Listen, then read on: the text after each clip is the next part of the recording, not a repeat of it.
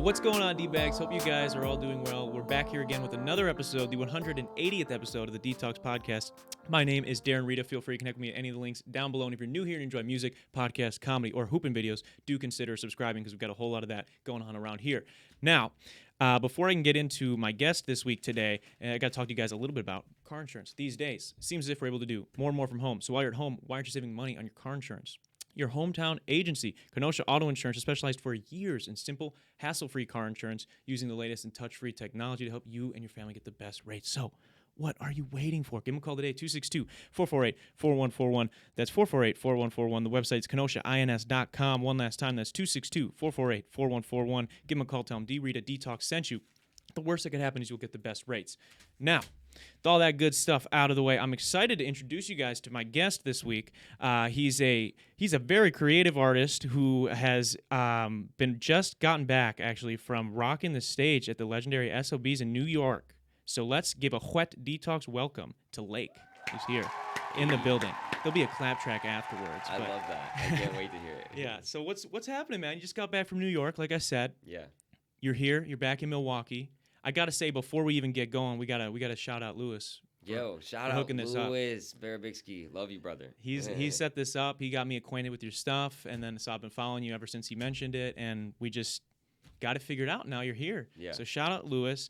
I gotta ask, before we get to the New York City stuff, why lake? Why not pond? Why not river? Why did you choose specifically a lake as the body of water? It's a great question. Believe it or not, my real name is Lake. Really? It's my real name. It's not a nickname. It's not short for anything. My real name is Lake. It's my name. Holy shit. Yeah. Are your parents into outdoorsy shit or? I get asked that question always as the follow up, and I don't know the answer because the story changes every time I ask.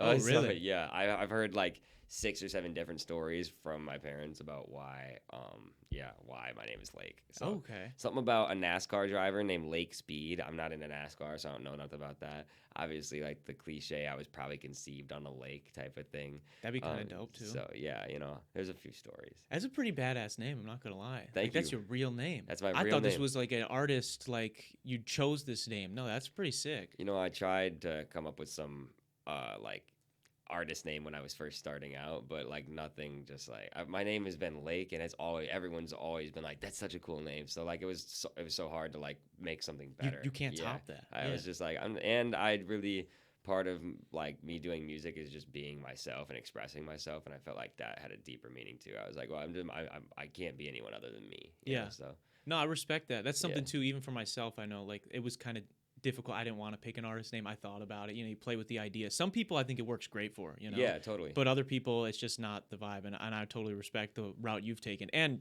you got pretty lucky because your name's awesome. Yeah, Lake is that's just cool as fuck. So I mentioned that you just got back from New York. Yeah. So you gotta let the people know. We don't know some of my audience isn't even gonna know what was going on. They're not even gonna know who am I. They don't know who you are. They don't know what you've been up to. Yeah. I obviously introduced you as an artist. You just rocked a stage. You were performing out in New York City. Yeah. Explain to us what's going on. So I just performed. Pull that mic up to your mouth too. Pull that mic up to my mouth. I was like, let's go. I performed at this venue called the legendary SOBs. Sound of Brazil is what it stands for. It's in New York City, right around the Soho area. And it's one of the most legendary venues in New York. People like Kendrick Lamar performed his first ever New York performance there. Wow. 50 Cent has performed there. Doja Cat. Lancey Foe, there's probably a million other names that I'm not listing right now. Yeah.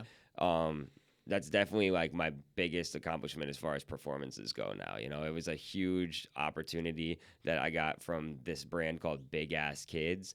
They're a record label and artist development company out of New York City.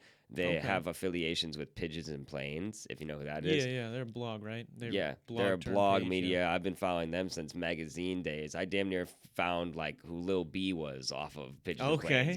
I'm a big fan of them. Last year they put out this album called See You Next Year, and it's a compilation album made by Pigeons and Planes and Big Ass Kids. So once they put out that album, I knew who Pigeons and Planes was, but I was like, who's Big Ass Kids? Let me go follow this. And You know, I saw them post something saying, artists, submit your song here. We're making like a playlist called early registration for up and coming artists. I Okay. submitted Lightning McQueen. A bunch of people commented Lightning McQueen in the comments, and they listened to the song and they loved the song and they placed it on the playlist. So I was like, awesome. You That's know, a like, dub. That's yeah, dope. super dub. And one thing I really like to say about that is that Lightning McQueen I dropped in October of 2021, and I didn't get that on that playlist until maybe 2 3 months ago, you know.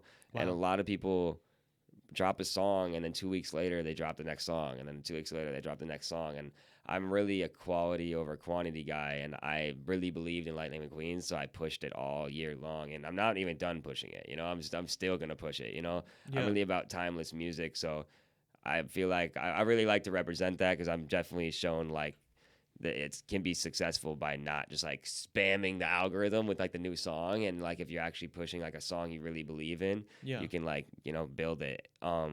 When it's a good thing too to not quit on a song, Yeah. right? Like that's the thing. Even I'm sure there are plenty other artists that can relate to where it's like you put a song out last year or 2 years ago, and like maybe you're promoting a new song, and Yeah. someone hears the new song, and they're like, oh, I like this, but then they Always someone's first time, and then right? they go back and they're like, oh no, this one you dropped this is it though. Yeah. This one is my favorite, and that happens all the time. And So that's like a real fan connection right there, it sounds exactly. like, you know, and that's what I'm looking for, you know. Like I don't really just want you to click on the stream and stream it one time, or click on the Instagram reel and stream it once. Like I'm really looking, the most impactful music to me is ones that have, you know, left me with goosebumps, or like had me crying, or like, you know, or had me like really feel, on the opposite side, had me really like feel like I'm in a field right now skipping through, like, so, like, you know, really happy and everything like that. So that's the same type of like connection I want to do with someone when I create a song. So when they come across your shit. Yeah. yeah, I mean, exactly. dude, just like the joy of finding a new artist, like where you hear one song because it gets recommended. Maybe you're following Big Ass Kids, maybe it's Pigeons playing, whatever it is. Maybe Yeah. it's your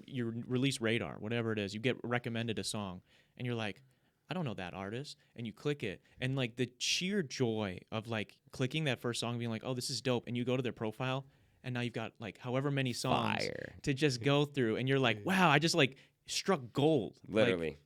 and there's no better feeling than that. I love to make music, but I'm just as much of a fan of it as a listener. You know, like Mhm. I love listening to music. My Spotify rap. We could talk about Spotify rap too. I'm down. You know, Okay. like you know, my Spotify was like 60,000 hours listened or something this year. You know, so I love listening to music. That's why I like creativity in general. You know, I watch some podcasts too. I watch a lot of YouTube. So Yeah. I just enjoy watching content. And back to Big Ass Kids though, like they that album they put together, See You Next Year, it's pretty much showcasing I think it was like 10 it's 10 songs, and it's like each a new song by a new up and coming artist. I'd say the most notable person would be Tizo Touchdown, that's on the album. Okay. He has music on Tyler the Creator's new album, and he just toured with Tyler the Creator on the Oh last wow. tour. Yeah. He's really cool. If you haven't heard of him, check out Tizo I haven't. Touchdown. Yeah, I'm gonna have to check it out. One of the most unique artists I've heard in a long time. He's super cool. Okay. So, and then the whole album is executive produced by Mike Dean, who is Wow. Yeah. He's you know who that is? Yeah. Legend. Legend for real. So when I got my song placed on this playlist, I was geeked, because I'm like, bro, they have connections to some of my like. First off, I love Pigeons and Planes. Yeah. Mike Dean, legend. Tizo Touchdown, one of my favorite new discovered artists. You know, and then on top of that, after they did the first playlist, they did another playlist, and I submitted the song "Give Me Your Heart," which I have with Eli Stones and DJ the Genius, and that's Mhm. with our cronies only vibes. You know, like that's like the Okay. group and everything. So they placed that song. So now I got two plays. On that I had two. I was the only artist that had two songs placed on it. Like, and I was like, I'm psyched. I mean, right that's now. got to be like You know? extremely validating, to Yeah. be like, wow, like somebody's seeing what I'm doing. Because that's something I want to get to too. Yeah. When it comes to being, an independent artist, you're not signed to a label or anything, are you? No. Okay, so being an independent artist, doing all this shit yourself, Yeah. right?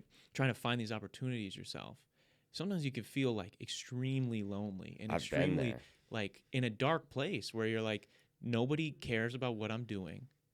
Why should I? Yeah. And it's like, but to get that, you realize, oh my God, I'm on this playlist.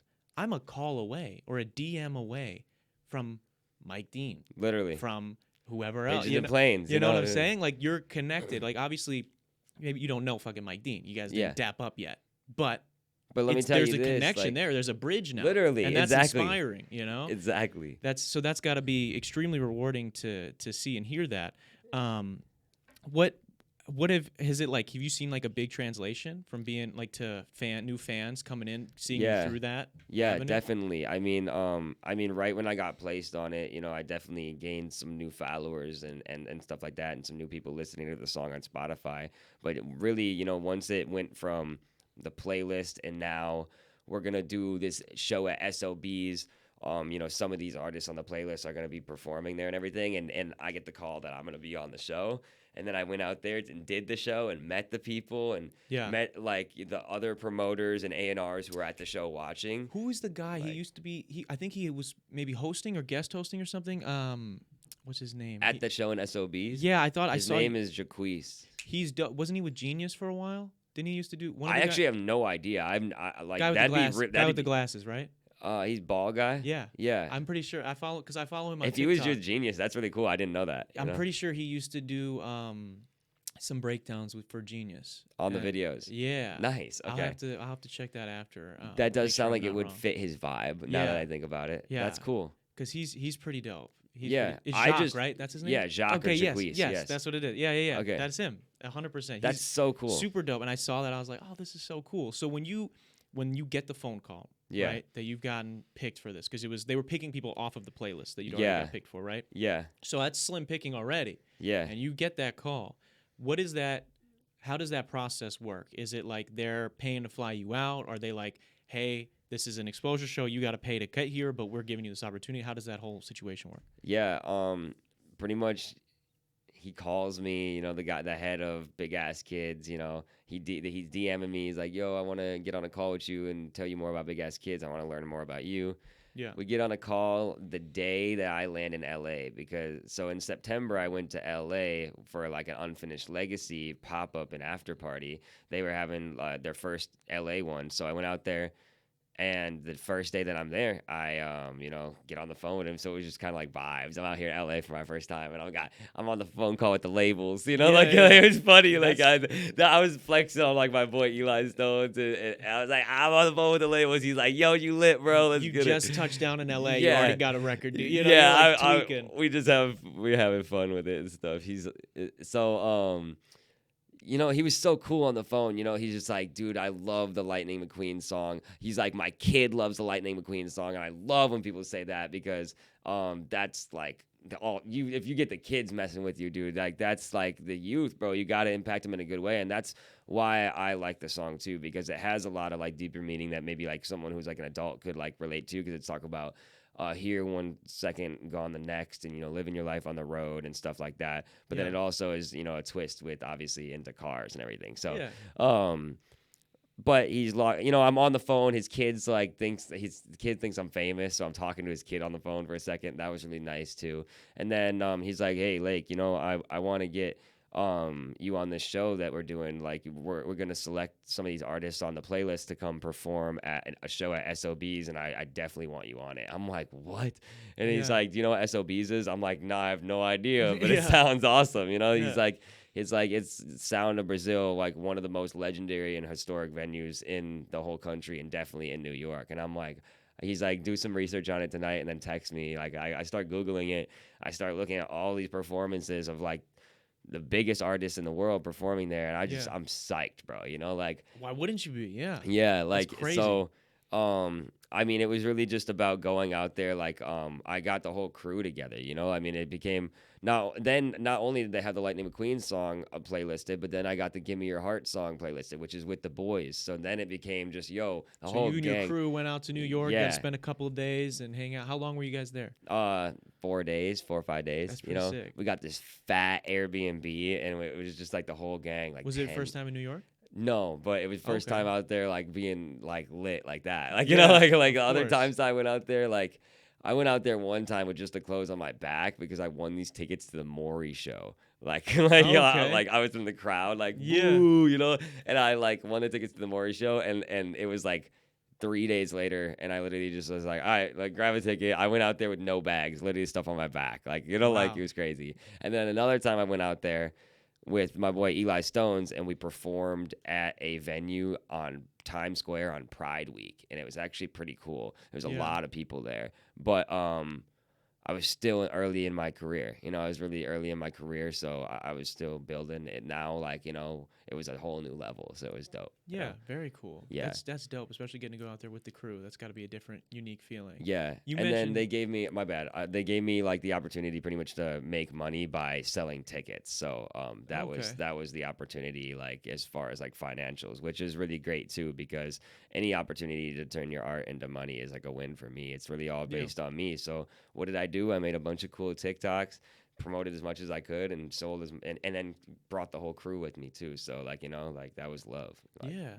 That's a cool opportunity Yeah. for sure, and very unique experience to get to go out to New York, especially with the boys. That just sounds like a ton of fun. Speaking of the boys, and you mentioned it a couple of times, cronies only. Yes.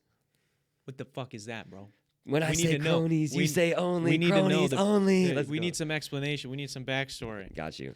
Unfinished Legacy is a Milwaukee native clothing brand. That's what you're wearing, right? Yes, sir. Right there. They've been around for a long time before even I've been around in the city here. Mhm. If I had to guess, probably 2013, 12, 13 is when it was originated. Wow. It's originated by an individual named Brema. He's a young creative from the city. He's an immigrant, came here with his family, started doing the brand as something in high school, and built it into what it is now. Nowadays, the clothing is the most popular part of it. Definitely a lot of people on like TikTok and on Instagram rock it and stuff like that. There's great celebrities that wear it. Bryson Tiller just wore our hat at the VMAs. Wow. Vogue writes articles about us. Brema's billboards are on billboards in Milwaukee and on the buses and stuff like that. He really is a great representation of someone from the city, because there's a lot of things from our city that I feel like are on a pedestal that aren't the most positive. Oh, yeah. And he really represents in a good way. That's Beyond like just the clothes, like the message of it and what it represents is a endless and a fearless pursuit for creative fulfillment. That's one of our slogans. Leaving your mark is another one of our slogans, for those who want to leave their mark. So you're saying how did you get, because you weren't originally connected, how did you get connected with these guys when you moved to the city? How does that happen? Because this sounds like a pretty interesting clothing brand, and you're a new artist coming to the city. How do you get connected? Totally. That's like the whole entire reason, that it's important to me, is because I'm from small town Wisconsin where there's no culture and nothing going on. So after I graduated high school, I was in this very, very confused state of, should I go to college? Because that's what everybody's doing. I don't really want to go to college, but what do I do? Stay at home? Like super confused. I still love music, but the only outlet I ever knew for music, being from that area, is doing it through some sort of group or curriculum in school.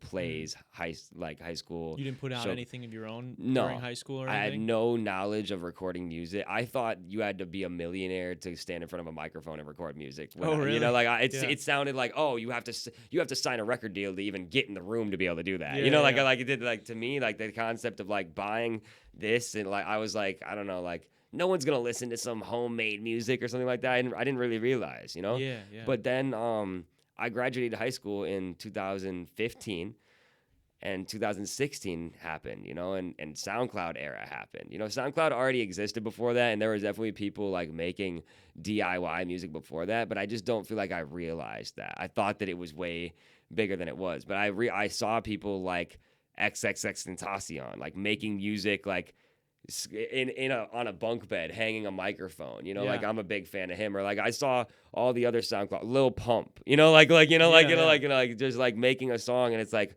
millions of views, and they're just recording it in their bedroom. I'm like, what? Yeah. And like, it did change the landscape of music a lot, because there was people doing it, but it wasn't popularized. There was there was SoundCloud before that. People like Young Lean, Denzel Curry, that had been on SoundCloud for a long time, but like, I there's just like, a point where I saw the videos on Instagram or Twitter of them just recording it in the bathroom or the bedroom. I'm like, oh, it's really like that. They're really doing it like that. Okay, I thought that they were doing that and then paying $1 million to get it tweaked and make it all sound good and everything. But I'm like, nah. Well, it's inspirational as somebody who's always like maybe had a pull towards music and wanted to do it, but not knowing how. Exactly. I know for myself, it was around the same time. You've seen all the SoundCloud guys. Russ was somebody that I really looked up to in his like DIY approach. Yeah. And he would always be talking about it. And I was like, what the fuck is this guy talking about? Like, there's no way like he just does it all himself, but he really does. He does. And then I start figuring out. You start Googling and you start finding out. Oh, this is how you distribute it. Okay, this is how I get this microphone to sound like this, and and you just the internet, bro. Well, it's crazy because you hear the end product, right? Yep. You hear this song from X or something, and you're like, this sounds amazing, right? Yeah. And then you see the video of how the fuck he made it, and then you're just like, what excuse do I have to not do this? You know that song where he's like, fucked up. Young Brass. Like, there's a video of them like recording that, and the microphone's hanging off a bunk bed post, and he's like screaming it shirtless. Like, I'm just like, I remember watching that, and I'm just like, wow. Like I can't believe that's how that song's recorded. Like, that's crazy because. But then at the same time, it just like it made sense. I was like, this is so gritty and DIY that I'm glad that that's where it started, just like that, you know. So what did I do, man? I mean, I'd always been into music. I'd always been singing my whole entire life, whether it was in choir, show choir, or singing in my room, you know, as a kid. Like, I've always been a singer. Mm-hmm. So like when I started seeing that, like, you know, I just invested into you know, a microphone and started recording myself at home. My first 2 mixed, I didn't know anything about what I was doing. You know, I knew I could sing, but I was recording on a Blue Yeti mic and recording on Audacity and mixing on Audacity. That's awesome. Like literally. It sounds like a nightmare, but it's awesome. A nightmare, you know, like, so all that stuff's deleted. You can't find it on the internet, you know, so like, you know. You don't have the files for yourself? No, I have them. Okay. I have them. You got to hold on to them somewhere. I got some trash out there too. You got to hold on to it. It shows the progress, right? Yeah, my first song I ever made, I made the beat I didn't know how to use a production program. I don't play any instruments even to this day, but I downloaded FL Studio, torrented that, you know. You know, do it sometimes. Yeah, and then I just started clicking and I made a beat. I wrote my first song to it and recorded it myself and mixed it, like I said, on pretty much Audacity. And what did that feel like, though? Before you go on, what did that feel like to get a finished song done? I was geeked about that song. I thought it was the best song in the world. And like, you know, like, what's crazy is that's the only song ever still in my discography where I did the whole entire thing myself. I've never done a song like that since then. Really? You know? Yeah. Okay. Like where I don't make beats. Like, it's kind of interesting. I mean, the song sucks. Like, ultimately, like, I'm not gonna lie to you. But if you take the concepts of I have no idea what I'm doing at all, it's actually not that bad. Like, you know, like you know, the fact that I have no idea how to use the program, I have no idea how to mix myself. I used a tuba for the bass line on it. Like, you know, like I have a tuba on FL Studio and I just put it super low, just like boom, boom, boom, like it's kind of badass. Yeah, that's fun. And it seems like you kind of make beats a little bit, huh? You seem to know. Yeah, so not a ton. I got to produce quite a bit on my last album. Okay. But I've been getting into it more and more. I love producing. Actually. That's dope. Yeah. One thing that I did on that beat is I made the entire thing in one pattern. The whole thing is just one on. Okay. Yeah. It like I guess I had no idea how how to know how to separate it and no. arrange. And, so I just went literally note for note, bar for bar for a 2-minute length or 3-minute length, however long the song is, and made it like that. That's awesome. It's crazy. It's pure. Yeah. That's pure. That's Someone told me they're like, you know, Kanye West makes beat like this. So I was like, that's hilarious, That's bro. Like, I didn't even know, you know, like, yeah. That like he be doing weird shit like that because he don't be knowing how to use the programs or some shit. I'm like, really? I didn't know that, you know, but hey, it still gets art out of it at the end of the day, you know, and it's just. So how do you go from that? How do we go from a first song being released, right? Getting to the cronies. I'm sorry, I got so tied up in that. No, that's okay. Yeah. That's good. We get the full context. That's what podcast is for, right? Right. So we get from there to now we've left Janesville. Yeah. So how do you get acquainted with Unfinished Legacy? Yep. Okay, so I make the first one. I spend the next 9 months. I put out an EP and a mixtape. Now I have, you know, probably like 15, 20 songs out.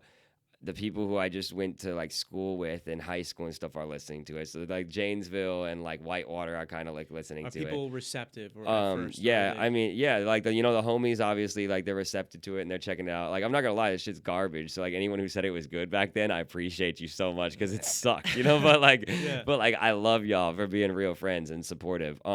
But then I wanted to be I've been a performer because I've always been on the stage, That's the unique thing about me is a lot of people have more experience like this in front of the microphone, but they don't have experience performing in front of the crowd. I have hours of experience in performing in front of a crowd in show choir and choir in high school, but I have none in front of a microphone at this point, except for when I just bought the thing 9 months ago, Yeah. So now I'm like, dude, I'm trying to perform these songs. I know that's where I can kill the game at because I've been a performer. How do I get performances? Like I'm in Janesville. Like they're not receptive really of hip hop shows there at all. And at this time, I'm pretty much making.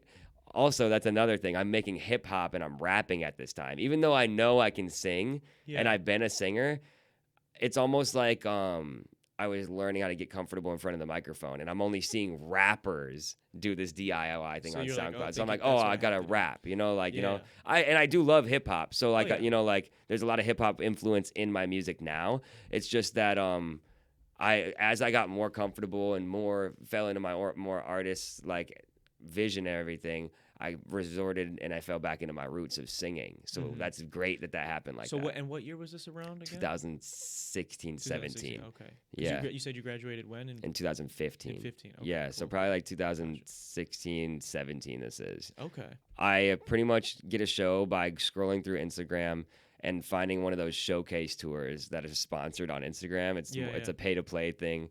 Pay $200, we'll send you 50 tickets. You got to flip the tickets to make your money back. Only people I could sell tickets to is my mom and like my good guy Tommy Boy. He came to my first show ever, and his wife. Shout out them. Okay. I go there and it's at this place in Milwaukee. It's at just like this bar. This is like my first time ever at a bar, or like it's like a bar club type of thing. And then like I'm there and I get acquainted with this individual named Jalen G. And Jalen G is a part of this rap group called ADHD. And, I'm up here. I don't know anybody. So I'm like, yo, nice to meet you, now. And he's cool. Now I got somebody to look forward to on the stage, because other than that, I was just going to stand there and watch a bunch of people I don't know. Yeah. But now I know somebody, so I'm like, okay, cool. I can't wait for ADHD to go up. Like, I'm going to check it out, They go up there, kill the show. Like amazing, super dope. I show him love afterward, and he's like, dope, can't wait for you to go up there. Then I go up there and apparently I kill it. Again, the music was trash, but they were good and they were supportive and they were like, yo, you did great. Yeah. And after that, Jalen G just kept in contact with me. And then every single like weekend, he's like, yo, I'm gonna go to this thing called Unfinished Legacy, like you should come check it out, and every weekend I just started going up to this warehouse. And like when I first went there, it's just like I walk into the warehouse and one person's DJing, one person's graffitiing and spray painting the wall. People are kick flipping and practicing their skateboarding. Other people are freestyling to the beats that's going on. Other people are screen printing clothes in the back. Of just a complete creative scene that I didn't have, and that's exactly what I'm looking for. It's like out of a movie. Literally, I'm in Janesville, and that's pretty much where I was at. I wanted to do shows, but I wanted to be involved in some sort of creative community because I'm stuck here in Janesville where like I'm doing my thing, but I know I can do more if I have some sort of guidance. Because like I said, I don't know anything about what I'm doing. It's like we were mentioning earlier, where sometimes it can be this very lonely road of like, I'm the only one of my friends doing this thing. I'm the only, like nobody else. Like, the homies are supportive, but like nobody. Who am I gonna talk to about like booking shows? Like, who do I get to vent to about some promoter that I disliked or some artist that fucked me over? Something, like But now you have that. You find these people with Unfinished Legacy. And so how soon after you getting there and meeting the people? Before you become like kind of rocking with them and they're like, hey, you want to come work these events with us? Hey, you want to wear the clothes? Hey, you want to whatever. It's not even like I said the word ambassador earlier, but that's almost like I almost want to take that back. Okay. It's like it's more like a brotherhood, bro. Like, it's like these like they just like it's genuine, type of thing. Like they're not gonna go ask someone to be part of it if someone like wants to be part of it, and then they're like genuinely take this.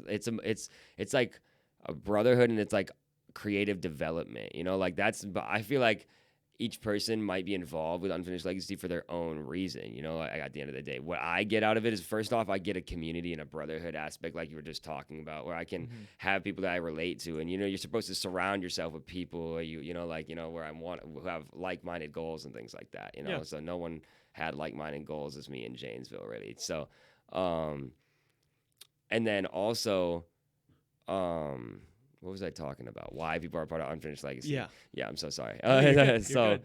And then also like if I'm like wanting to grow and like be better, and I'm asking those questions to like someone like Gene or Brema, who are like the head of Unfinished Legacy, and I'm like, yo, how do I get this show? Yo, I'm trying to get more exclusive beats. Who's the producers that I should work with? And I keep coming around, and then they're just having pop-up events. They already have their own fans who are coming to this, but I'm coming there, and instead of like, I don't know, just standing around or something, I'm like, yo, how can I help out? Oh, you need me to help carry this box? Like, okay, like I'm showing genuine interest that I care about this brand, because this brand and everything it's giving me is helping me out. Yeah. So just by doing that and being a real one, bro, like sooner or later, they became my friends. Like, like they became people who I was hanging out with. And now, like now that I'm getting introduced to producers and studios and all these people I only know because of Unfinished Legacy, So now, now it's like vice versa. Now sometimes I'm create like a new network and a new connection with somebody, maybe a new producer, new engineer, something like that. And I'm telling the homies, the cronies only, like, yo, come check this out, because they done the same thing for me, just like this Big Ass Kids opportunity, Yeah. that was an opportunity that ultimately Lightning McQueen got on first, and they liked my song, but then they had round 2, and I had to submit the next song with the homies on it, and now they rock with the homies. Yeah. And now the homies are like, what the hell is Big Ass Kids like? And I'm like, bro, boom, boom, boom, boom, boom. This is what it's, I mean, you put me on to Unfinished Legacy. I didn't know. I'm not, from the city. I just got here. So, even all this is you're building a connection now. So that's one of my favorite things. This is I'm like I said, bro. Like I'm just like, I love culture and creativity as like a whole. I love making my music. I love listening to music, and I also am a big fan of like being like a community and a culture creator. I really go to like local shows. I mean, I'm biased obviously, but I feel like, bro, I probably have gone to more local shows than anybody in the city. Like, like literally, like literally, I go How to many have you been to? hundreds, bro. Damn. Hundreds. How long you been here? From metal shows to pop punk shows to like popular hip hop shows to underground hip hop shows of artists that there was 3 people in the crowd. Anything. I've been to every venue. I know every brand, like type Do you have shit. a favorite venue? Yes, easily. Okay, what is it? The Miramar and like Cactus Miramar? Club. They're both fire. The Miramar Okay. and Cactus Club. I've heard of the Yeah. Miramar. I've not heard of Cactus Club. Cactus Club's in Bayview. It's on the south side and stuff.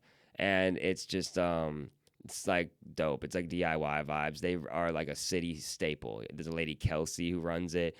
Real stand-up woman, genuine person. Yeah. Has a great relationship with us. And hosts all sorts of shows there, from local shows to she's had internationals, like other artists from other countries come and they could perform at Cactus Club. So That's dope. she kills it. She's got like a green room upstairs, and then when the international artists come, sometimes they like stay at the green room. There's like beds Wow. up there and stuff. Yeah. Kitchen, shower, all That's that. pretty legit. Yeah, it's awesome. What's your favorite place you performed at? I probably would have to say the Miramar. That's why I said that one too. I Okay. love the Cactus Club because Kelsey, I love you, and I love the Cactus Club. But I don't know if you've seen the show I did at the Miramar. It was fucking crazy. Like, so, like, Okay. I did an amazing show there where I was like crowd surfing Yeah. and all sorts of shit. Like, there's this clip on my Instagram, like of a 360 camera. It's like a 4-second clip, but I'm crowd surfing. I jump into the crowd and it's crazy. Were you obviously you've got the homies, right? That's the cronies only. Yeah.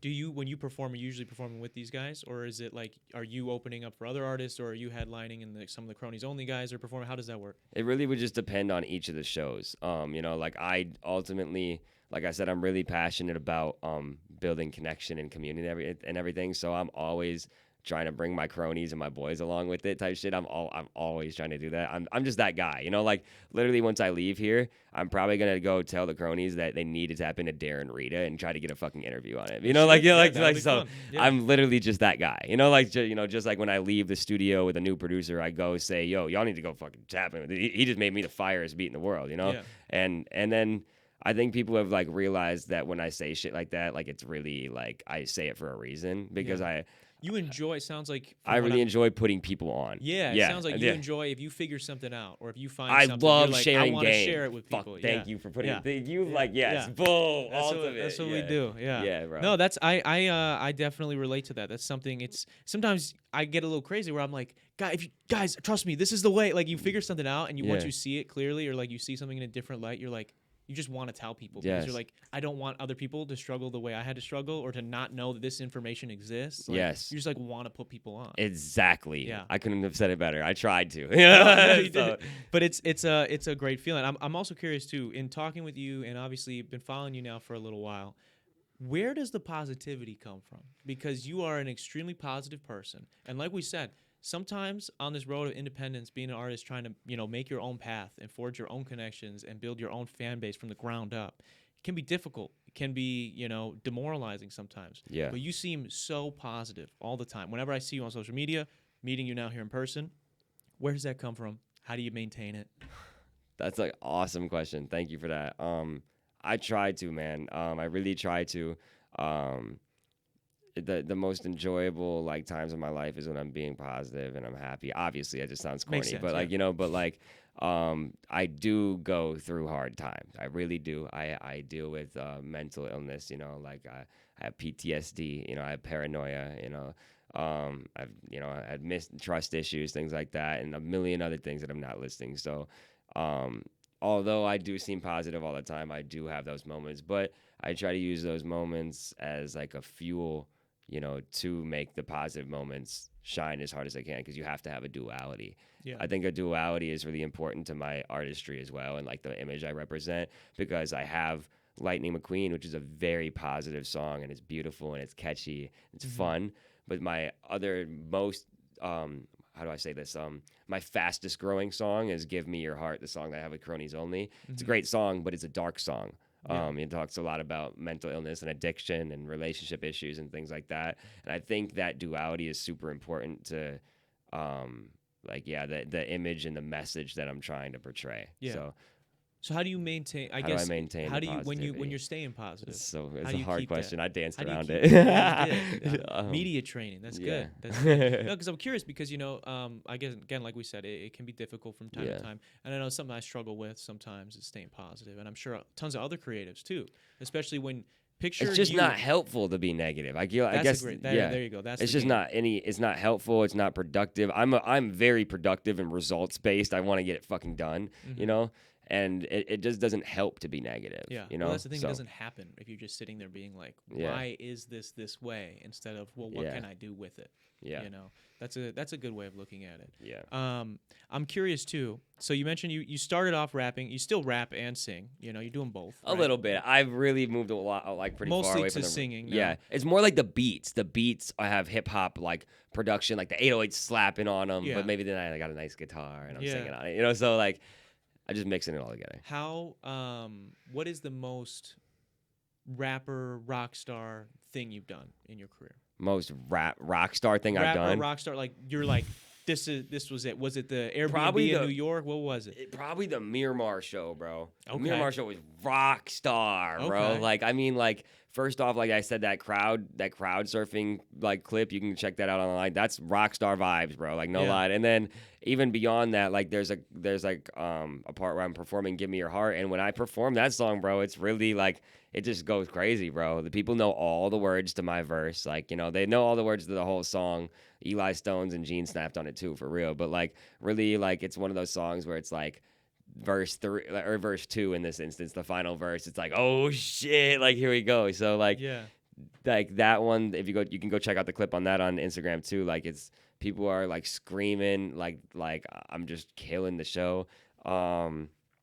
That one just probably like That'd probably be like your proudest, like most like. But yeah, then I there's fucking did that but shit. the SOBs is too, like that Okay. shit. It was just SOBs because of the type of event that it was on was that Miramar one was it was a show, it was a party, it was turned, and this one was like a show, it's a performance. So a little bit more of just not really people jumping around and like being drunk and wild and shit, but that's what the Miramar one was about. So you asked Rockstar, I go That's with that fair. one.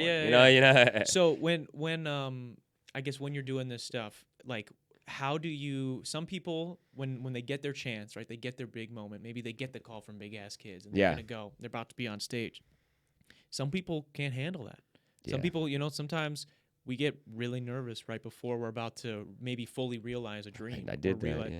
How do you handle pre-show nerves? Gotta have my essentials. What Gotta have my essentials what are the for the essentials show. for Lake? What are I the essentials? definitely need some water. Water is an time. essential for me because before a show, if even before the water, I need to wake up in the morning and I have to brush my teeth and I have to brush my tongue and the back of my tongue really good. Facts, because otherwise my I'm not voice gonna lie, Lake, you raspy. should be doing that anyways. Yeah, no, you're so right, and I do that.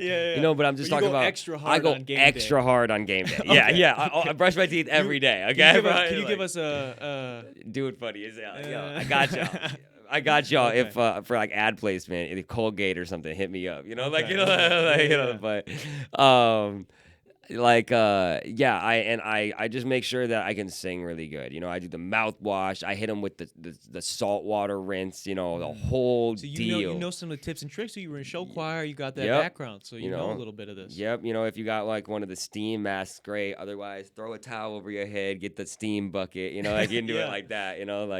Mentally.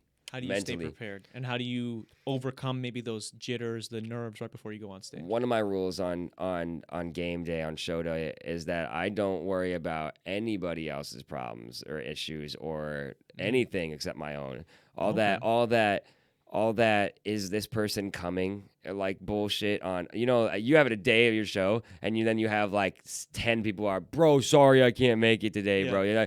That shit is a vibe killer. Do not tell me on show day that you can't make it. Yeah. Total Don't like message me. backslap, like like not cool, so.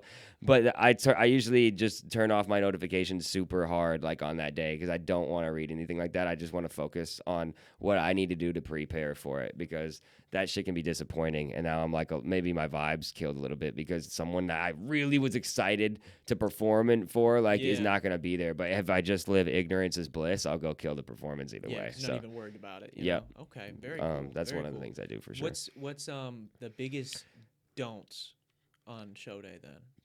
Don't. What is the worst thing you could do before you perform, in your opinion?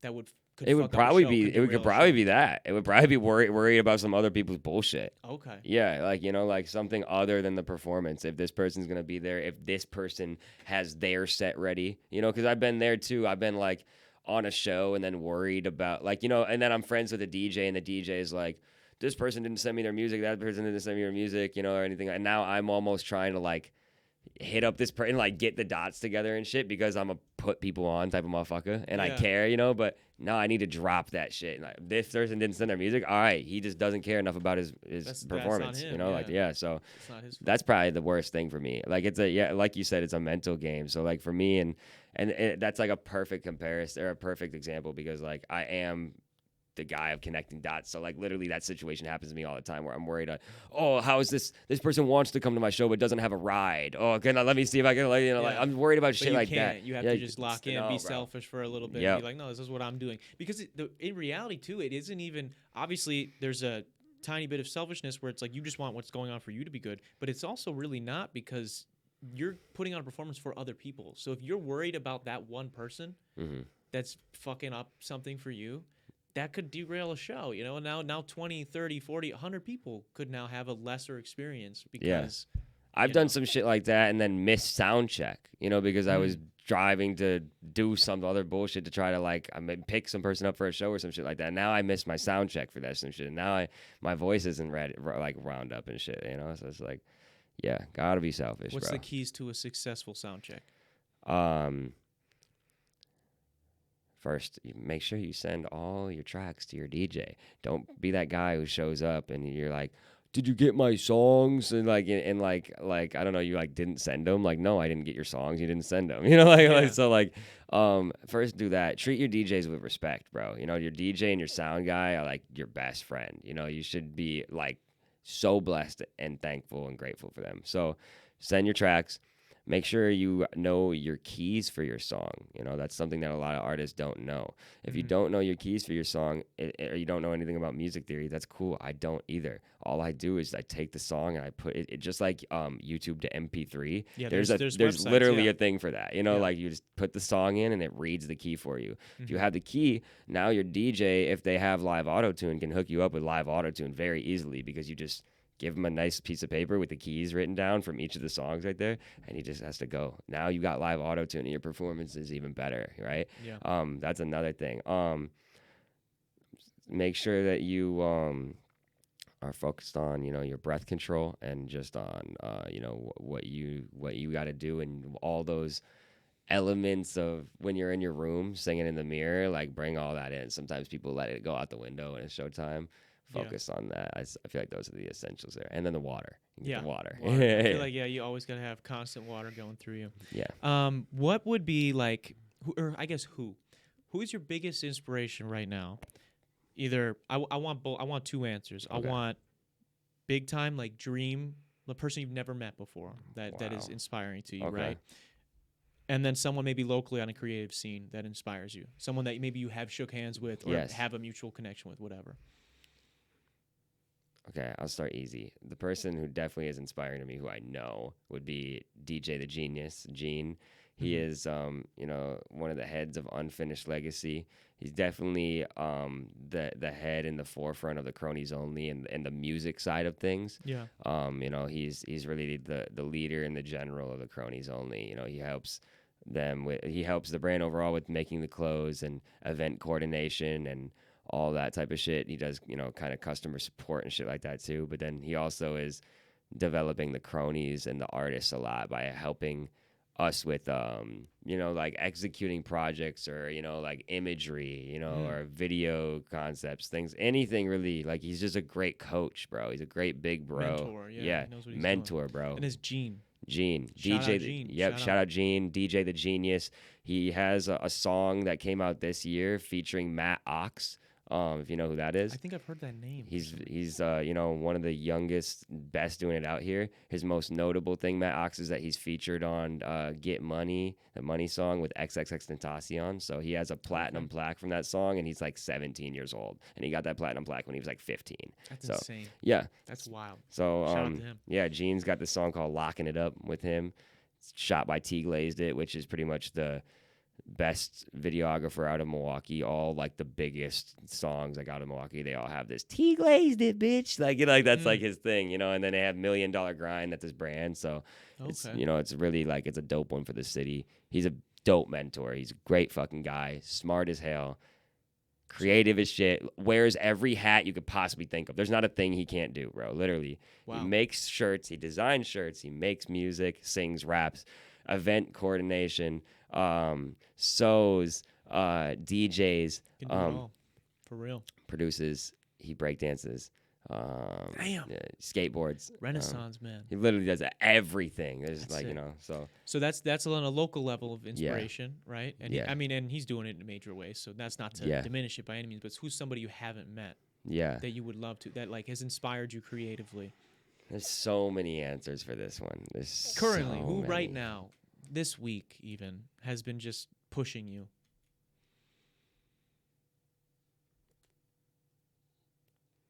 Dun, dun, Lil dun. Peep. Lil Peep. Lil Peep, yeah. Okay. Juice WRLD. Okay. XXXTentacion. I guess Those are the guys. Those are some of my favorites. Mm-hmm. All of them are dead, unfortunately. R.I.P. to all of them. Peace. Yeah, that is. Someone who's been pushing me would be probably Derek Sanders of Mayday Parade. It's one of my favorite bands of all time. And he's a vocalist for it. His vocals are just one of the most inspiring things to me. Travis Barker, big fan of him. It's like the most in-demand producer right now, too. The last like 2 or 3 Yeah. years. Yeah, he's been. I Crazy. mean, he's peaked now for probably the second or third time in his life at 50 years old. Yeah, that's insane. He's a huge inspiration for me because I'm inspired by a lot of alternative and punk rock and pop punk. I listen to a lot of that. That's why like me and Lewis get along so much. We listen to a lot of that. But then I also am involved with a lot of hip hop stuff. So. I pull inspiration from both those. That's why I love someone like Lil Peep or Juice WRLD because they and X, they're blending all that stuff. They're blending all of that, So, they're dope. Childish Gambino or Donald cool. Glover, he's all around. Yeah, literally. That's why I pick Fantastic, him. Like he really can do anything perfectly. He's insane. He's very good, very talented. I think those. So kind of pivoting off of that, right? What has music in the pursuit of music, right? In pursuit of creating new things, finding the next song, creating the next thing, whatever it is. What's one thing that you've learned about yourself doing this? One thing I've learned about myself doing music. Just chasing the creative aspect of life. What's one thing you figured out about yourself? That I have to do it, otherwise I'll go insane. Like, I have to. Do you think it corrals you? Like it sort of centers you back onto the ground?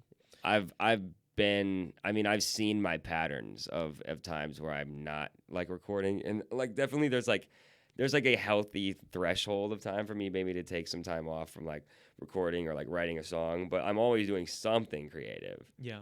Maybe I'm doing a photo shoot, something, like something a little bit more casual. If you're not, that's not good for you. Then. No, you don't feel well. No, I'm probably like acting out super hard in a situation like that, like having a lot of episodes, like mental breakdowns and shit. Yeah.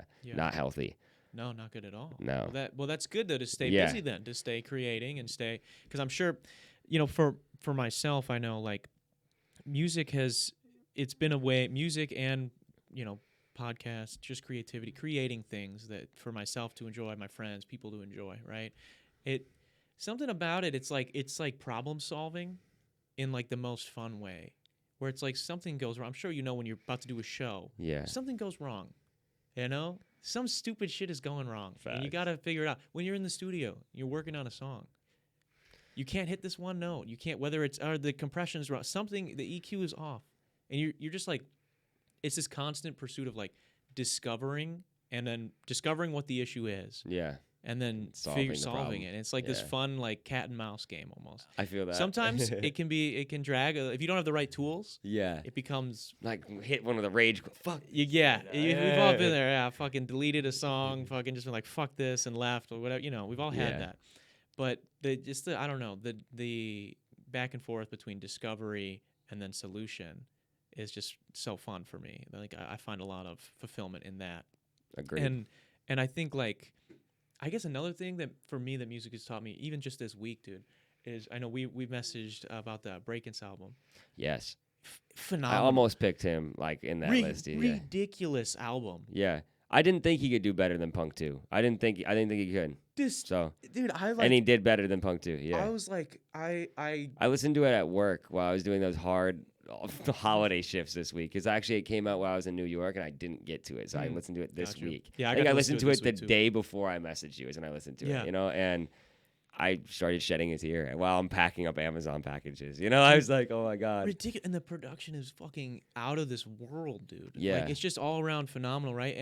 And this, but it taught me something so much about music, because I don't know if you follow Anthony Fantano at all, or I do. are interested in that. So I am. I enjoy his commentary. Sometimes I very much disagree. Yeah, and that's part of why I like him. But, love when I love an album and he gives it a 0. I think that is the funniest thing in the world. Yeah. He gave, I think, Whole Lotta Red a 0, and a Whole Lotta Red. Oh, did he give it a 0? Yeah, by Playboi Carti is, to me, probably the most influential album of this decade so far.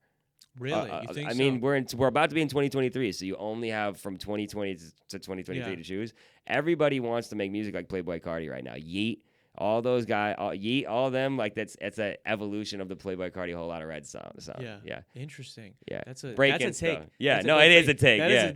That's a wild take. Yeah. I mean, I wouldn't say I completely disagree. I don't know, but that with Breakins though. Yeah. I'm like, this is like undeniably great.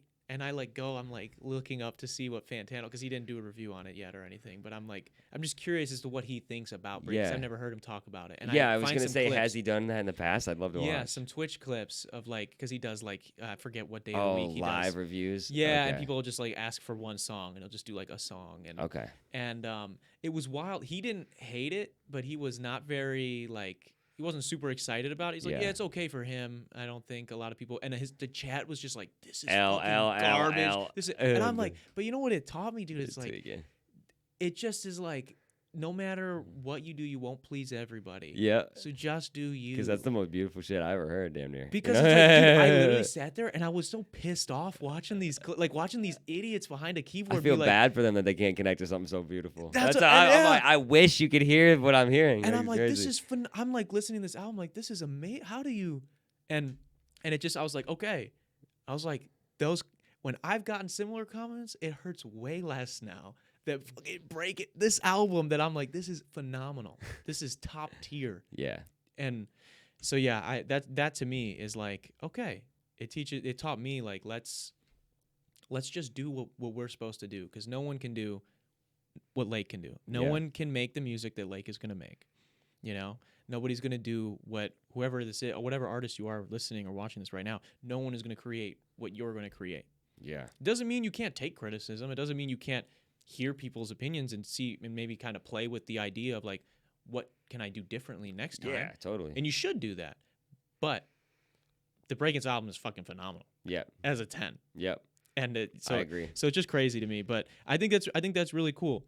Now That's again, your favorite album this year? what was the other album I've been really into this year? I do love Drake. I liked his I liked her Loss was pretty good. Her Yeah. Loss was pretty good. I don't know if You don't know if you like that one or Honestly Nevermind, though? I actually did like a couple songs I found. I actually Okay. as a vibe, I think it got a lot of hate that it didn't deserve. Like, I'm a Drake hater. So. Oh, you're a Drake hater. Yeah, I don't like What do you Drake. hate about Drake? I like Drake. I convince everybody on this podcast on why they're wrong. Oh, about okay. hating. Nice. Why you don't actually hate Drake. Okay, I actually Okay. don't. I don't. Yeah, I don't know. Here's Everybody reels it in after I start talking to him. No, I Yeah. don't. I'm not. Drake's as far as Mount Rushmore goes. You know, if we're talking the four: Kanye, Kendrick, Cole, and Drake. Drake's at the bottom for me for sure. But he's still on Mount Rushmore.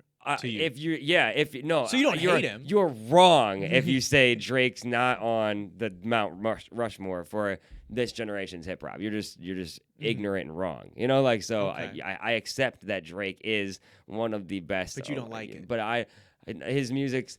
I'll tell you, his music's not for me. Like, you know, just personally, like when I do like Drake, because there are certain Drake songs I like, and it's Her Lost Drake. I want to hear Pop to Zan, 15 Hours Starlight. I don't care how fake it is. I don't care how much he didn't write any of it. The only time I'm trying to listen to Drake is when I'm with the boys and I'm running through the sticks with my woes. You like the braggadocious. I do not want to hear Drake sing. Really? At all. He's a Just- talented I do singer. not want to hear him sing. I do not Okay. want to hear him get in his feelings. Like, it's not relatable to me. For me, I listen to, if I want to hear someone get sad to, it's a little bit probably more alternative rock or You like lean towards Break-Ins. yeah, Break-Ins Yeah. or Lil Peep, or I'm gonna go, with Blink-182 or Mayday Parade or Neck Deep, Yeah. I'm not gonna listen to fucking Drake and cry. Interesting. No, not me. Yeah. I'll listen to Drake and turn Yeah. up. Yeah. And that's as surface level as I like it. Yeah, I That's don't really fair. like any of the deeper See, shit. my favorite shit from Drake is when he's just like talking, like when it's like Do Not Disturb Drake, when it's like From Time, when his intros, I love all of his like intros and outros are always phenomenal to me. But that's what I really enjoy, because for me, the reason I enjoy Drake's music so much, I think, is he is a competitor that at every like turn of his career, there's been something where like people above him or around him like really don't want him to win. Yeah. Like they do something to try to like fuck this dude up. Yeah. And he's been the #1 artist for however fucking long. So it's not that I relate to like being this like winner that like wins despite of everything, but I think it's something interesting his to strive adversity. for. Yeah, and it's just it's interesting to hear him sometimes what he talks about, especially if you've ever been like I said, I played college basketball. So I played basketball I played against pros, I played against semi-pros, Okay. played at a high level with people. And when you're somebody who, when you get to the gym and everybody's like, oh, fuck this guy. Like, we have to beat this guy. Yeah. And Drake hits different when you're that guy. Everybody wants to take you out and they can't. I'm the underdog though. I feel like I relate to that, and Drake doesn't like relate to me. But I mean, he was an underdog for quite a while. It's interesting. Like he overcame that, and now he's the guy, and he's still somehow. To me, it's like almost still like an underground aesthetic because he's like, everybody wants to kill this guy. Everybody wants to get him the fuck out of here. Every Type time there's a shit. podcast, they're like, an artist is like, oh, fuck Drake. And they're like, well, actually, I like old Drake. Well, actually, I like this Drake. You know, it's like. Yeah, I like everybody- 2016 Drake. Take Okay. Care is probably the all-time most overrated album in my opinion. So you like Nothing Was the Same? Or I you like Nothing Was the Same, Reading and This If Is You're Too Reading Late? It's Too Late, It's two of his best and albums. What a Time to Be Alive.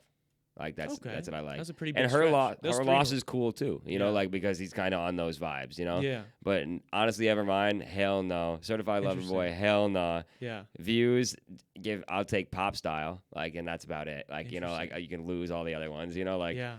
I just want to hear him turn up. Yeah, like that's it. You know, Okay. so. Yeah.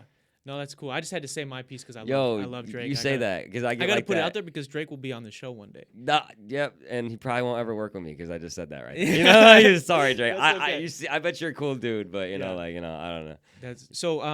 Okay. So aside from Drake, then Drake, or I guess this is kind of good. We can segue off this. Drake has done a lot to maintain his spot, right, and to Yeah. be where he is. For you, where would you draw the line? Like, what would you not do? Because I'm sure that you would do a lot to make it. You know, like you're putting everything. I'd you probably have do a into song this. with Drake if it really came across my thing. You know, like it's like you know, I probably would. You know, What would be too far for you? You know, like what would be like this is where I draw the line where I would not cross that line if that's what it took. If that was the only way I could make it. For me, it would be like obviously we're not super close yet. Obviously, I'm just now meeting you in person. Yeah. If let's say we're friends and we become tight and we're cool for like a year, 2 years. Yeah. If the only way I could get an opportunity was to knowingly fuck you over and you were Yeah. my boy, I couldn't do it. Type Like shit. I would have to accept if that's the way I don't want to win that way. You Yeah. know what I'm saying? Like that's where I kind of draw the line. Everybody has a different line. Yeah. So I'm curious, what is like something or if a specific example of like something you wouldn't do to get on where it's too far? Yeah, that's valid. That's a really good question.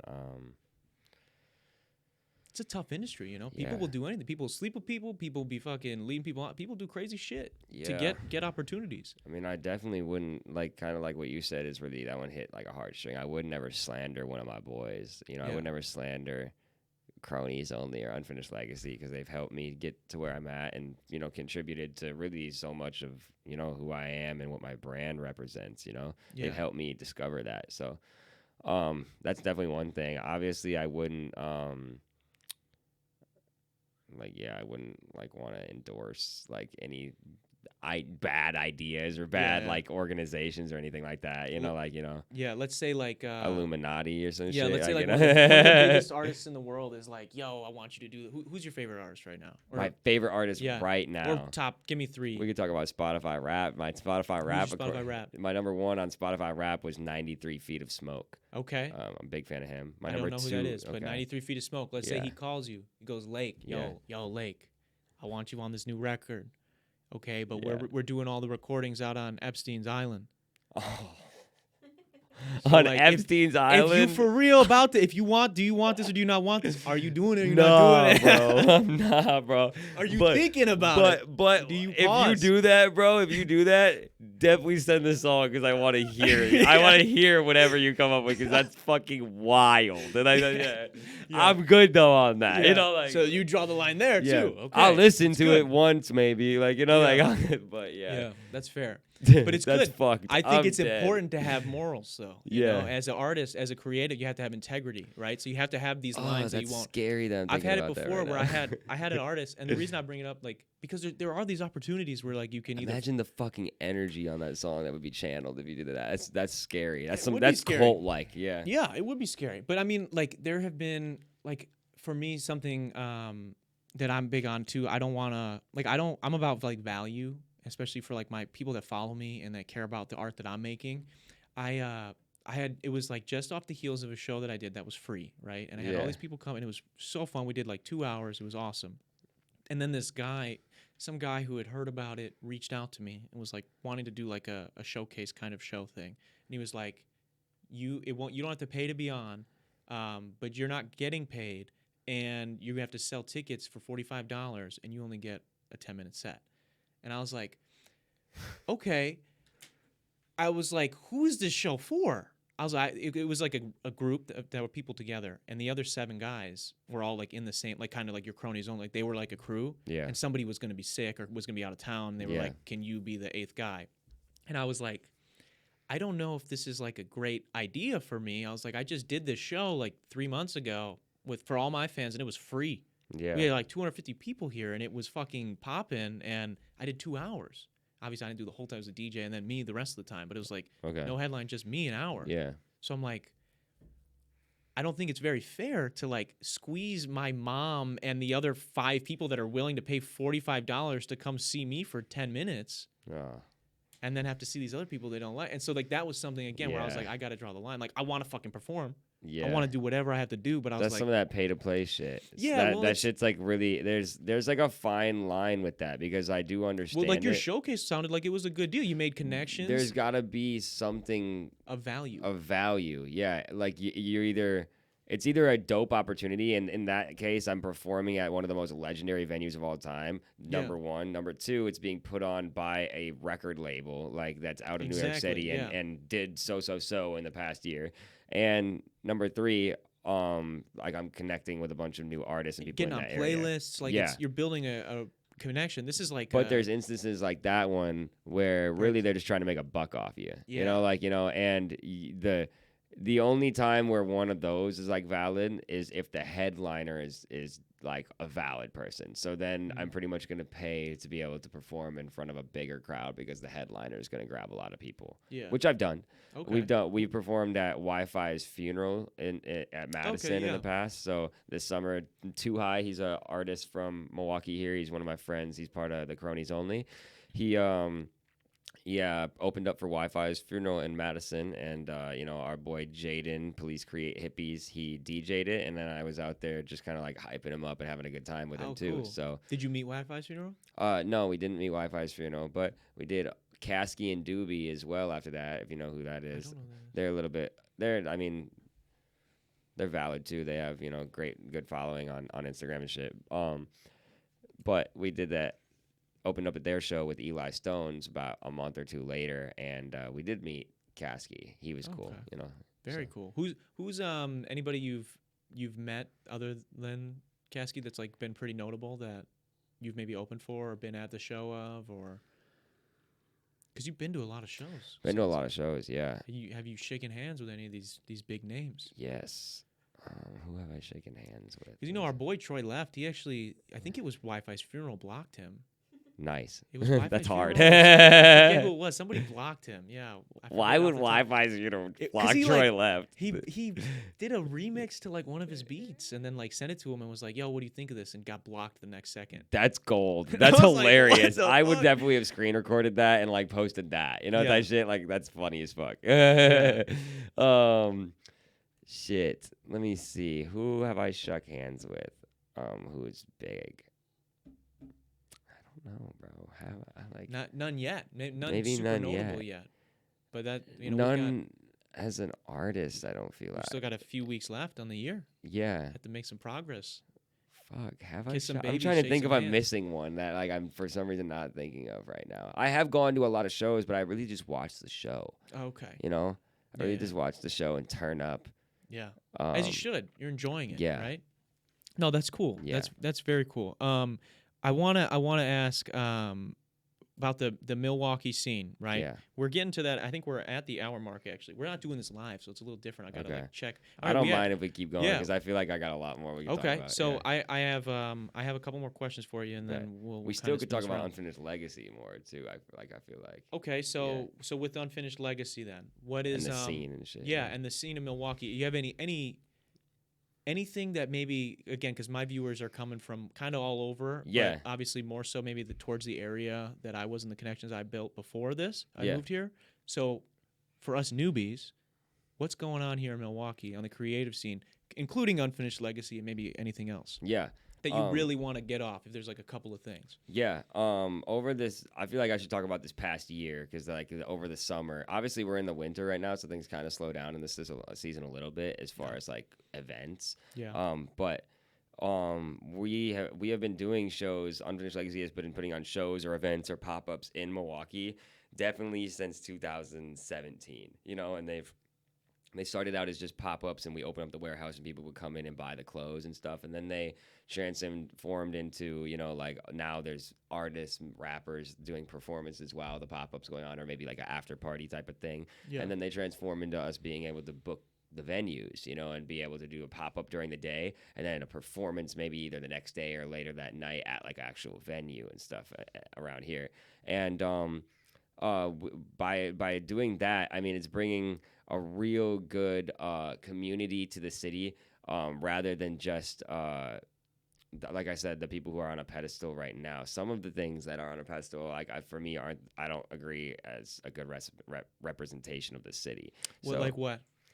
Well, I mean, what's something? Because some of the people who may be the most popular rapper on the internet in Milwaukee, I mean, the Milwaukee culture, bro. They're like one of the most popular things about Milwaukee to the rest of the world is the Kia Boys. Yeah, dude, that's that's something I found when I was moving here. It was when I told people I was moving here. Yeah. I had never heard of it, and that was like they were like, "Bro, are you sure? Are you sure?" And they sent me the video by I forget his. I follow him, Tommy G. Yeah. Yeah. They sent me the video by him, and shout out Tommy G. That's interesting. Yeah, shout out Tommy G. You got to get him on the podcast. I have some questions for him I'd too, love actually. for you to interview him. I'd love to watch that. Because I have I'm pretty interested into what he's doing, and in all aspects, it's kind of interesting. I watch all his videos. Okay. But. Yeah, so that's like a great example. Like people stealing cars, and bad shit that you hear about. Like, I mean, to some extent, like I am not surprised. Like a lot of these kids who are in, the Kia Boys or doing Kia Boy activities have no sort of example, no role model, and they're set up for failure, and they're set up to be institutionalized. And so I to some extent, don't blame them, but at the same time, I am for self accountability, and everybody has their own head, and at some point you got to be able to look yourself in the mirror and say, bro, what the fuck am I doing? I wonder when that video came out how they received that, like how think about where they. I mean, first off, they're wearing a mask, so they're not worried about their identity. I'm not gonna secondly, to them, bro, everybody knows Milwaukee from the Kia Boys now, so to them, they're lit. That's what I kind of thought, and that's what I was a little worried about because. But that's the fucked up part. That's where this conversation started. So that's not a good representation. Yeah, and that's where I got a little. I don't know. Because ultimately they're killing people. They're flying down the road going 80, and they're killing a family of 4 in a car crash. They're killing people. They're breaking into people's homes and stealing cars in garages. They're stealing people's I mean, dude, I was in the market for a new car. I had some situation happen where some funds were stolen from me. Yeah. Earlier this year, but I was in the market for a car, and I was looking at Hyundais and Kias, and I was thinking about it. A good car. Still expensive, man, to get a brand new car. It's still $30,000, $40,000, And it's like in the video, they stole some like brand new Elantra with a USB. Yeah, that's all you got to do. And then afterwards, like at the end, like I mean, I don't know. Obviously, Tommy's not trying to like snitch on these people, but like he's blurring the license plate out. I'm like, and like you said, they're in masks. Yeah. So like, if anything, this is just like. I mean, hey, this is how we do this thing. Yep. We lit. Like, shout out us. Yeah. Like, it's sort of just like a billboard to be like, yo, look how dope this is. Yeah. That's literally what it is. I mean, it's culture and it catches on. So now there's Kia Boys in other cities and shit like that. You know what I'm saying? That's like, so ridiculous to me, yeah. And, I mean, so shit like that, like, like is mainly the foolery that I don't think should be. That shouldn't represent Milwaukee. No. Stuff like Unfinished Legacy should. Yes. Yeah. Like, the thing is that Milwaukee doesn't like people. We're not on like that. Like obviously, foolery like this happens in other cities, like whether it's Chicago, Atlanta, LA, New York. It happens everywhere. But the thing is, all those places I just listed have so many great examples already that it overshadows it. Yeah, there's already so many great artists, people, organizations, something going on that you can look at as a good example. So when there's some foolery, it looks like a bad egg. Yeah, you understand that it's not the whole picture of that city. Milwaukee doesn't have that. Yeah. So the only thing that's getting spotlight here is bullshit. So everything, And the Bucks now. The Bucks. The Bucks Shout are out good the the Bucks. last 4 or 5 years. Yep. Shout out the Champion? Bucks there, the heart and pride, you know, and then Unfinished Legacy is right there next to them. Hell yeah.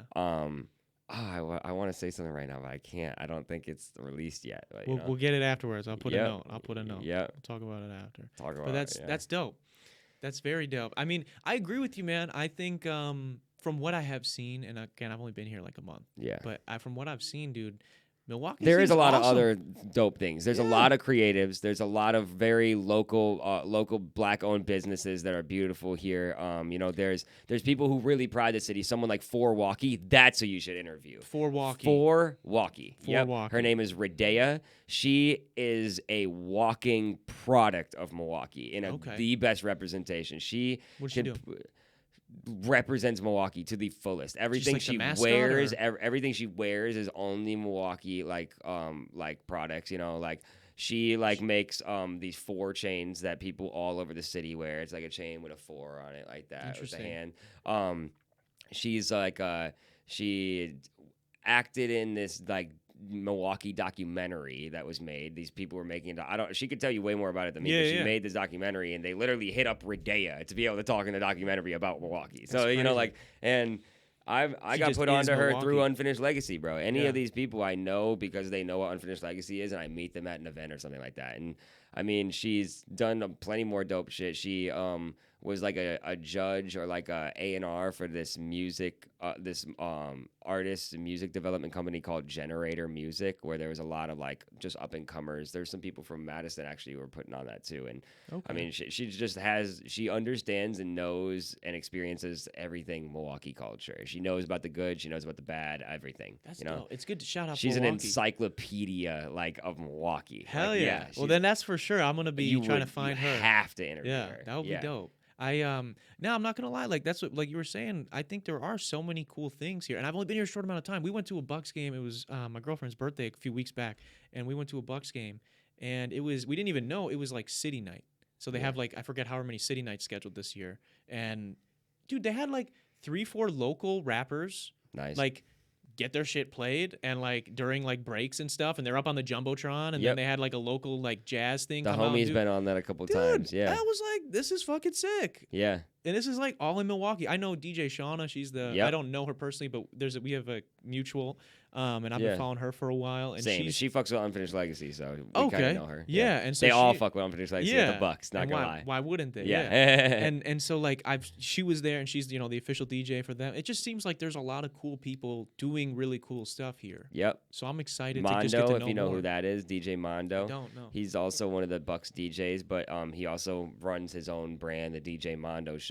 He has some of his crew, like Light Skin Larry, who's one of his, DJs on the crew as well. Name. Yeah, he's awesome. Larry. Light Skin Larry, one of the dopest people. Shout out Really? Light Skin Larry. Shout I love out- you, brother. That's sick. I like that. He's got, Dose and Dells, who are like dancers. So he pretty much is like a DJ, but then he also has his crew with him that it kind of does things like dance on the stage and turns up the crowd and everything.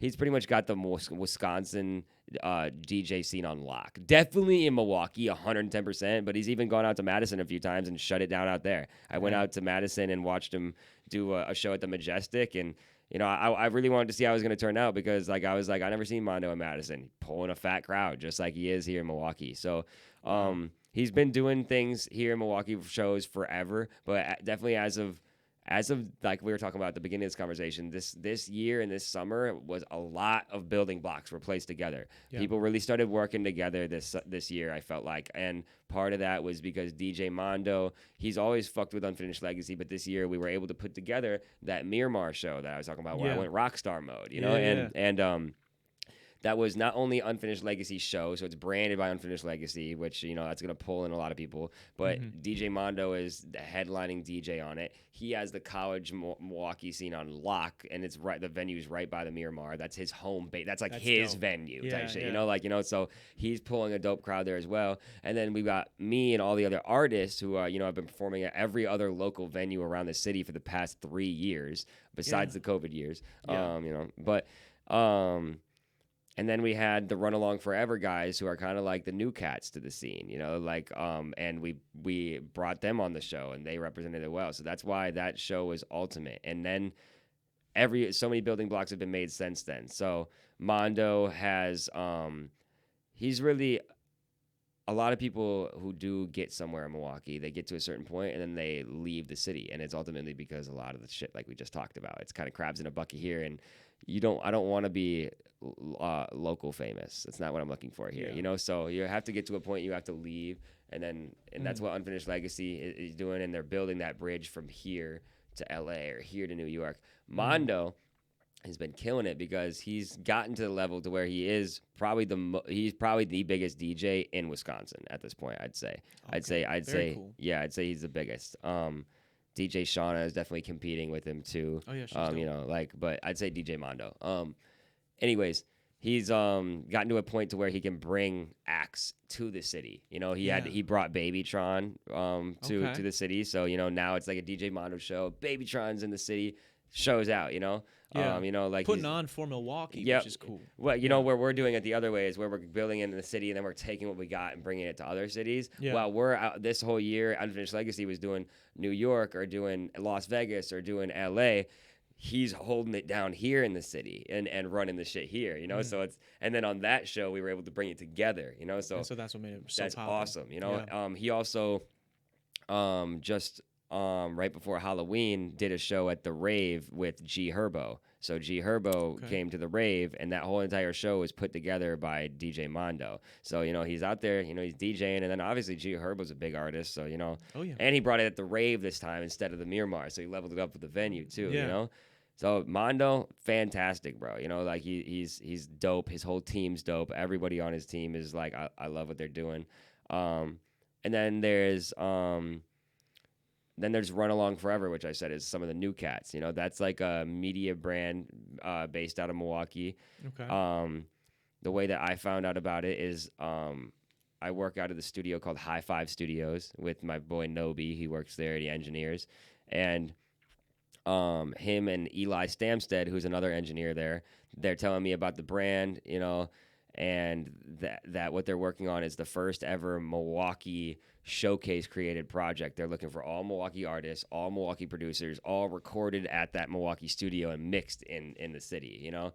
And there's never been a project put together like that, at least of this stature. And then on top of it, the whole thing's hosted by DJ Mondo, so he's on some DJ Khaled shit, you know, throughout the whole thing, you know, like, you know. Cool. So that was just like a super win. I hear about that, and then I talk to the people who are head of Run Along Forever, and I'm like, yo, I think this sounds like a dope project, you know, like, you know, and I realized that you know, they're like pretty new to the scene, you know, they're the Run Along Forever guys, like I said, you know, I was like, I never heard of you about your brand, and they're like, yeah, we've just started within the past year and everything.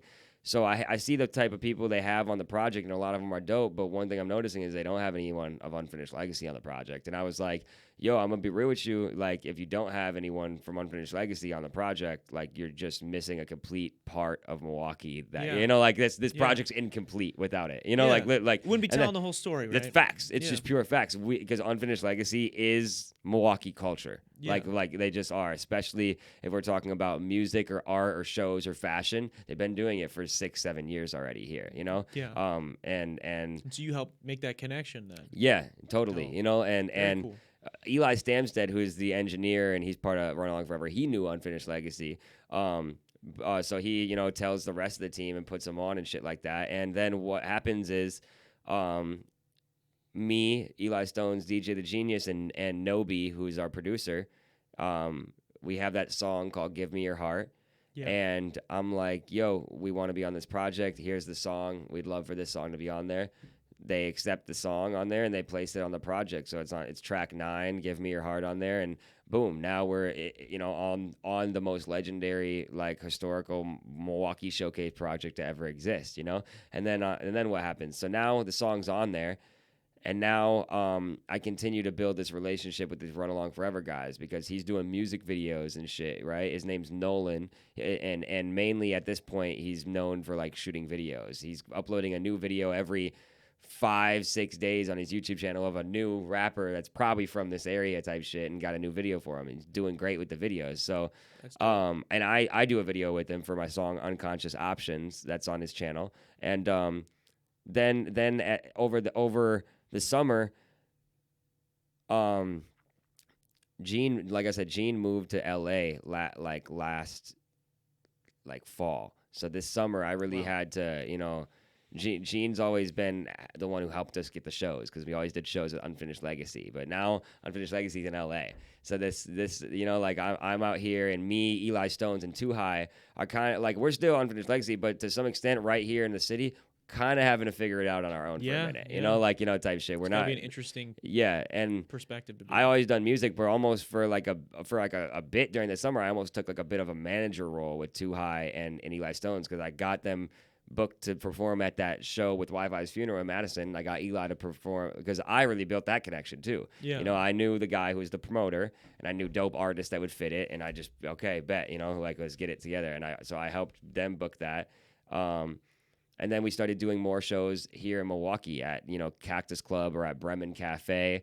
And since Gene is out there in Milwaukee, I'm like, all right, well, we're going to run shows with the Run Along Forever boys because they're killing it right now. They on top of doing videos and then having that project, they have artists who are under the brand as well, kind of like the Cronies are under Unfinished Legacy. They have their own group, of artists, Very cool. and a lot of them are really dope. So we did shows with them and ran that for the summer, that they're kind of just like the new kids on the block. They're doing their thing, and it's nothing but respect because I remember when I was the new kid on the block, I wasn't getting no love, straight up, I wasn't getting no love, and I hated that. It's like a cool kids club. Yeah, and it's like, it's much better to, especially when you've been on the outside looking in, to when you're in, help these other people get and what did we in say at the beginning of this? I love putting people on. Exactly. So I'm just like, dude, they're doing their thing, bro.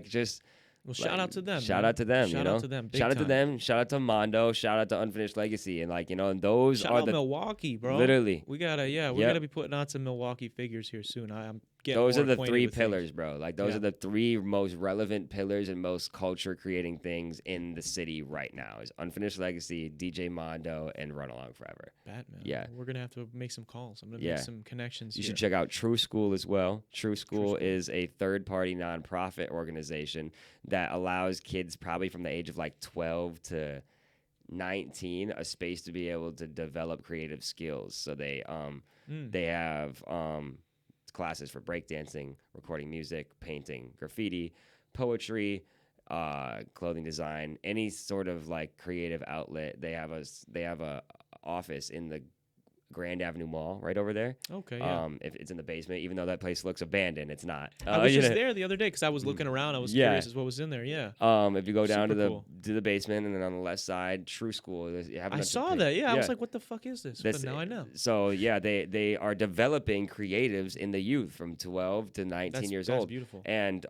Gene, before he was really really doing the Unfinished Legacy shit, he was still at that time too. But he a lot of these people.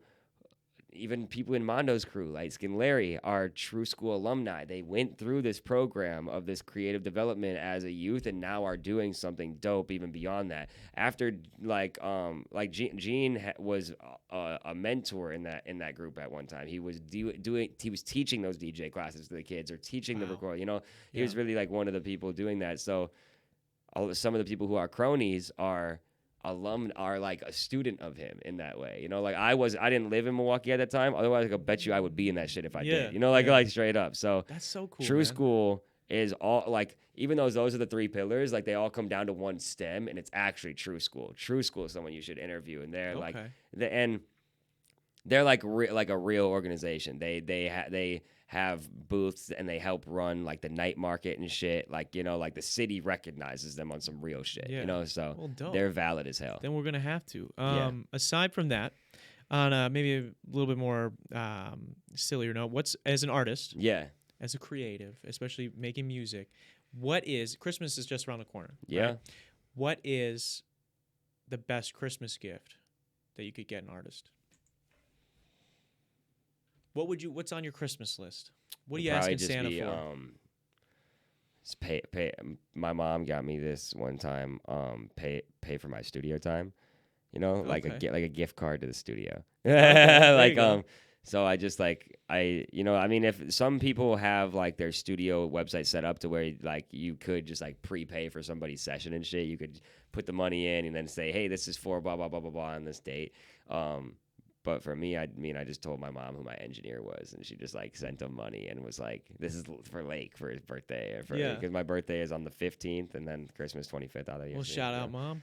Yeah, so I'd say that's a really good one. Or like, to pay for some of their like art, maybe pay for a music video, pay Buy a to, shirt. buy Yeah, a buy a shirt. shirt. Buy Yeah, something. support if they're selling, shirts, buy something like that. Something that's gonna help their dream. That's dope. Yeah. That's a good answer. Okay, so aside from that, I think we've covered everything I wanted to get to today. Do you have any questions for me before we wrap? Um.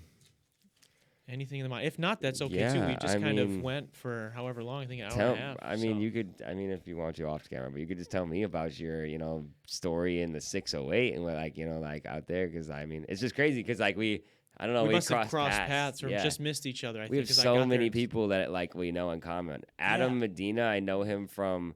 He used to be in like a church type of group, like some sort of really? like I don't know what to call it. Like, Exposing Adam right now. 'Cause yo, I didn't know that. I know he's a performer, but I didn't know he or was. maybe he has a brother too, right? He has a brother. You know, You don't even as know. much as I've him. talked to Adam, Yeah. I don't fucking know. He has a brother, and they were both like involved in this church group, and that's how I met him because my sisters were in it as well. I forget what the hell it was called, but they would, yeah, I mean they What would. kind of church group were they? Was it like a? It's like a Christian thing. Okay. Were they singing or were Yeah. they perform? Oh, okay. Yeah, Okay.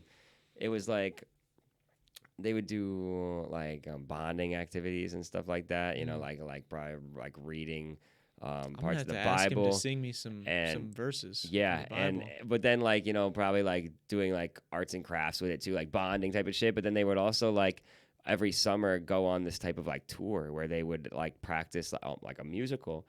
And it was church based and it had like that stuff like intertwined in the storyline and shit. But they would go to different churches around Wisconsin, the Midwest, and perform it at the churches for like because I remember my sisters would do it. My sister would be gone for like a month or two, like because she's on tour with this church thing, like that shit. And Adam Medina was on it too. Yeah, Oh, yeah, cool. Very cool. Yeah, I was gonna say we have a lot of mutual connects. So it's interesting that I've just recently been put onto your stuff. Lewis, so I'm I happy. mean, like I said, I know him from school. Yeah. Who were some other people that I saw on there? Troy left. He's dope. Just a lot of people from the 608 that I know through family. Yeah. Like mainly people I know through my I lived there for family. like 2 years. So I was from very rural Wisconsin of like less than 5,000 people. Wow. And then came to Janesville. So it was a little bit bigger. And What then, year did you live in Janesville? I think it was 2017, 2018. Okay. It's right when I moved out. Yeah, that's what right I'm saying. when I So we moved just out. missed each other. Yeah. And that's when I did it. I think 2017 or 2018 is when I moved there, and I was there for 2 years. And then, Okay. Yeah, and so then I bounced out. So we've interviewed a ton of people from Janesville because I met a lot of really good people there. I was lucky enough to I didn't spend a lot of time with I didn't go to grade school there, so I only met the people that were already doing the things that I like to do, which was college basketball and starting to make music and stuff like that because I just took like music theory and shit. So it was fun.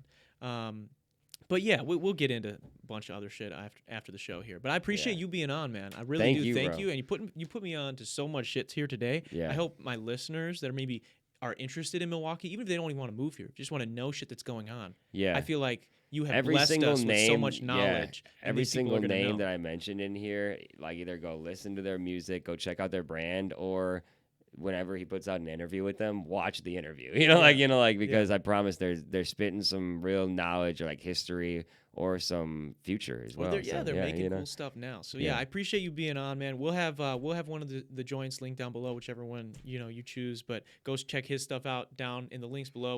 We'll have his music, we'll have my music, bunch of stuff down there. So check that stuff out. I also want to say a quick thank you to those who are tuned in here for the premiere live on whichever day we end up doing this one on. I think we'll probably do it this Monday. Thank you to you guys for joining in the live chat, as well as thank you to those who are listening days after here on YouTube or over on Spotify. Also, quick shout out to our patrons. If you guys are interested in becoming a patron, getting exclusive access to behind the scenes content, a series where I break down how I mix, master, write all my songs, extra podcasts, extra vlog footage, stuff like that, go over patreon.com/DarrenRita. You can help support the channel for as little as $1. Also, shout out to Kenosha Auto Insurance for sponsoring this episode. And this has been the 180th episode of the Detox Podcast. I'll see you guys next week. Peace.